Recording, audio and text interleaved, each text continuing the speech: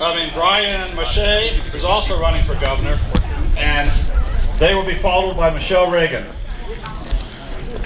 Hey folks, I want to ask you to stand up and do some jumping jacks so we get the blood flowing again. But I think when I'm starting to talk a little bit about conservative values, maybe the blood will get flowing. The Bible says, by their fruits you shall know them.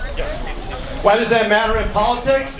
Because any candidate coming before you can say any darn thing they want, but how do you know they're the real deal?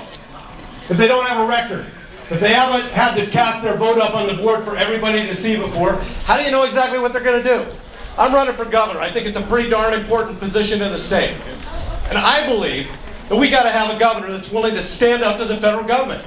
Now, I served in the state legislature, I served in the Congress, but I also worked in the private sector for 30 years. I've managed businesses, I've started businesses, but I believe this place needs somebody that's going to stand up and adopt Nancy Reagan's policy of just say no to the federal government. Stand up and fight, because we have a 10th Amendment to the Constitution. Something our founding fathers believed was really, really important. And they believed that the real seat of power in our government was at the state level, not at the federal level. And so whether it's dealing with the borders, and by the way, folks, we will get our borders under control when I'm governor. The first press conference I hold, it's going to be on the border with a post hole digger. Because if the federal government isn't going to build the wall, then we will. And we will. And we have laws in our state that are being violated. Criminal trespass. We have the right to incarcerate, to go ahead and nab these people and put them in jail.